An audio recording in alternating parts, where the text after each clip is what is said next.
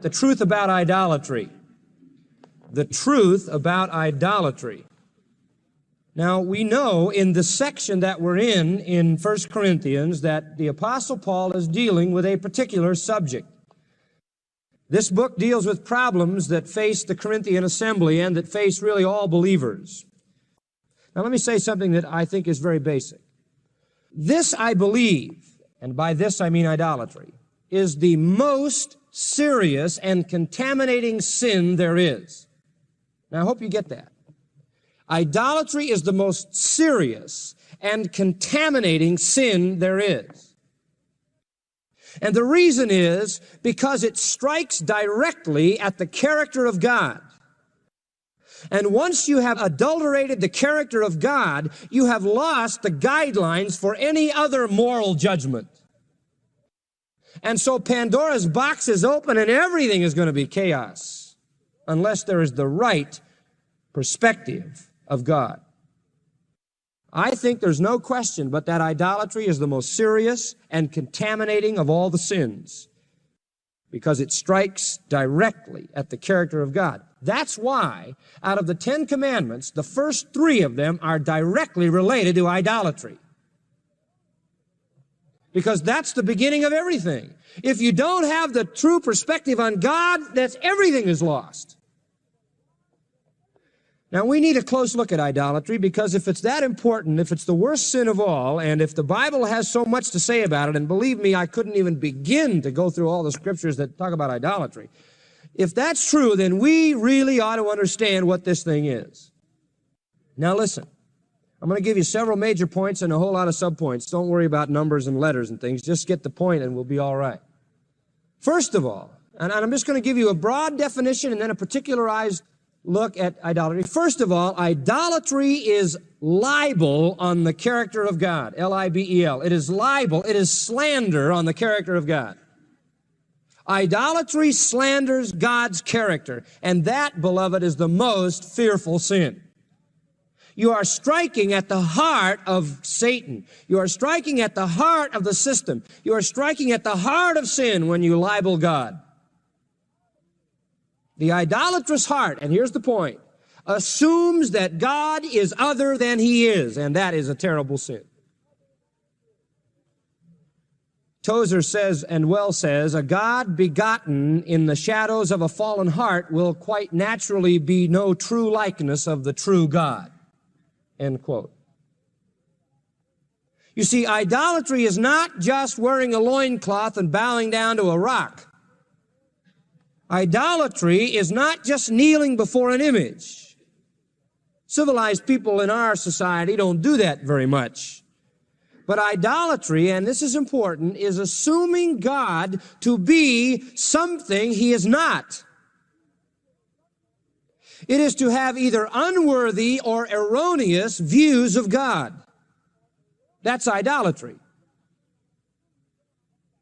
Perversions about who God is idolatry. In Romans chapter 1, we have basically the pattern of this. When they knew God, Romans 1:21 says, they glorified Him not as God, neither were thankful, but became vain or proud in their imagination, and their foolish heart was darkened. Professing themselves to be wise, they became fools, and changed the glory of the incorruptible God into an image made like corruptible man.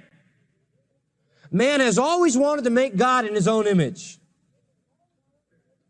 Man always wants to drag God down, to force God to be like He is. And I see this so many times. We want to turn God into what we are. Any unworthy thought about God is idolatry. And one of the things that we do, I think, most frequently is this particular idolatrous act of reducing God to us. I can give you just a simple illustration of it. Have you noticed that the most popular name for the Son of God, for the second person of the Trinity, is Jesus? All you ever hear is Jesus, Jesus, Jesus, Jesus. And what they have done so very much in the minds and the hearts of the people is they have made Jesus into sort of a buddy-buddy, sort of a pal, very humanistic. The name of the second person of the Trinity is the Lord Jesus Christ. And I think it's important that it's not that using the term Jesus is wrong, but it's important that we don't, in our effort to make Jesus into a sort of a palsy-walsy type of a person, drag him down to humanize him. It may be that we have reduced Jesus to the point where we no longer conceive of him as he ought to be conceived of, and that is idolatry. I'll give you another illustration of it. Whenever you in your own life fail to trust God, that's idolatry. You say, what do you mean? Well, John said, he that believes not makes God a what? A liar. Let's say as a Christian, you have a problem, and instead of praying about it and trusting God for it, you panic over it, start doubting God in your mind. You know what you've done? You've just doubted God, right? You've said in your mind, God, I'm not sure you can do what you claim, and that is blasphemy, right? That's idolatry because you've made God less than he is. You've thought unworthily about God, erroneously about God. Anything that you do that is less than true about the character and person and work of God in the manifestation of the Trinity is idolatry. A wrong view of the doctrine of the Holy Spirit, a wrong view of the essence of the doctrine of Christ, a wrong view of the doctrine of the Father is tantamount to idolatry, for it is making God into something other than he is. Very vital. And that's why I say that even as Christians, we can be idolatrous in having either inadequate theology where we don't know enough about God, we sort of go along ignorantly thinking God is something that he's not, or where we have decided to make God into something that he is not. This is a very dangerous thing, and I think it's something that we need to be aware of, that it isn't just the people over in Bula Bula land who are kneeling down out in the boondocks worshiping a rock. It's everybody and anybody who has thoughts of God that are less than true and unworthy of his character. That's idolatry. It constitutes slander. It constitutes libel. And consequently, we have made a God who isn't God, and that's idolatry. God doesn't want to have to compete with somebody else who isn't him but has his name. All right, a second thought. Idolatry is also worshiping the true God in the wrong way. Idolatry is worshiping the true God in the wrong way.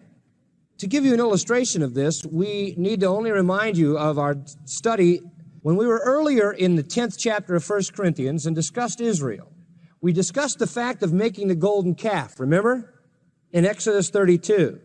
And we said that in the first 6 verses of Exodus 32, when they made the golden calf, it was a calf that was made, believe it or not, to be a representation of the true God.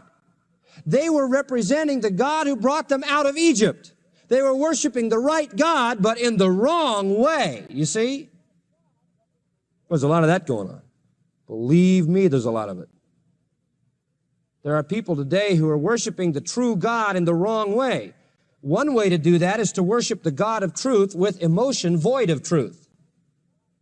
You know what I mean by that? To worship the God of truth, you must worship him in spirit and in truth.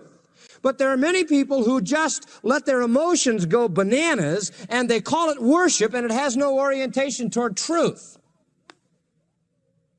To worship the true God in the wrong way would be to create around the worship of God so much spiritual mogus and falderall and hocus pocus and stand up, sit down and light this and bend over and do this that you've lost the reality of it.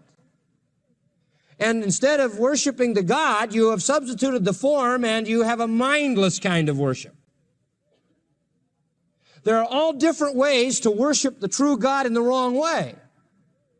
And they did it there by making a molten image to represent the true God.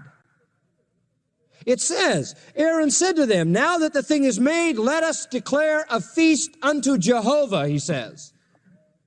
In Psalm 106:19, yes, they made a calf in Horeb and worshiped the melted image. Now listen to this verse. Thus they changed their glory into the similitude of an ox that eats grass. Now who is the glory of Israel? Who is it? Who is their glory? Well, it's God, Jehovah God. They changed God into an ox. Now God is not an ox.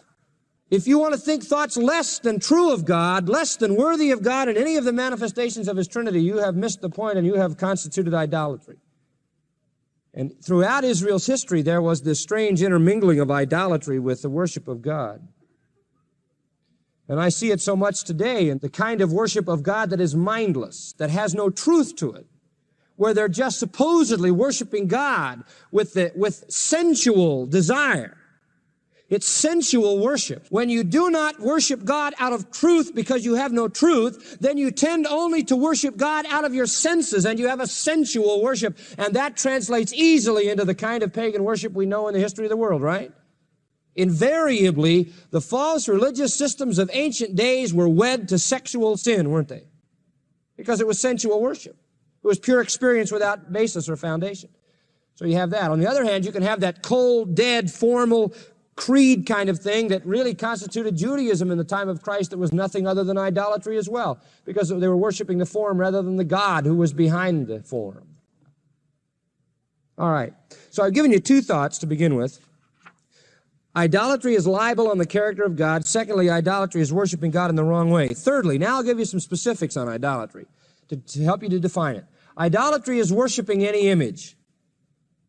It is worship of any image. And there are so many scriptures that we wouldn't even attempt to cover them all to define this. But I'll give you one. Isaiah 44:17 will just help you to understand what we mean by this.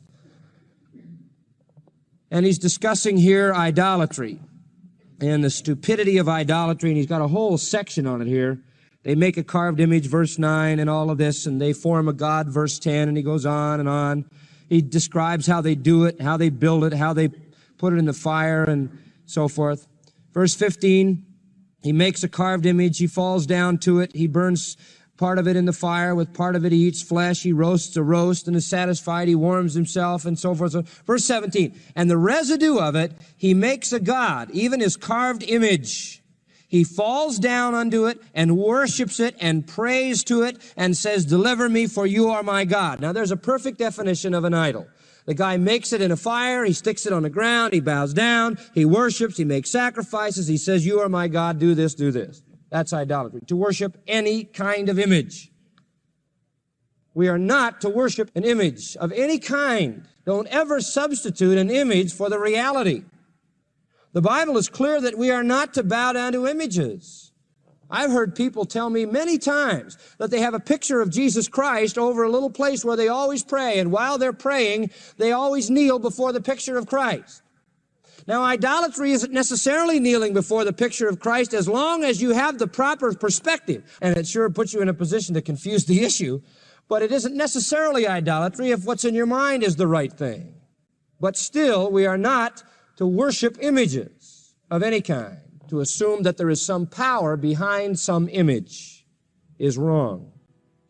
Now, let me give you another idea. Number 4, I'm just listing these thoughts. Idolatry is worshiping angels. Don't ever worship angels. Fortunately, we don't know enough of them so that we could get too involved in it. We only know the names of 3, and one of them is Satan, and the other 2 are Gabriel and Michael.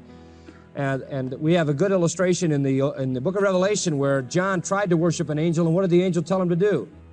He told him to get up and cut it out. He says, I'm only a creature like you. What are you doing down there, John? Worship God. So you have Revelation clear on that. And also in Colossians 2:18, it says, watch out for this false doctrine about worshiping angels.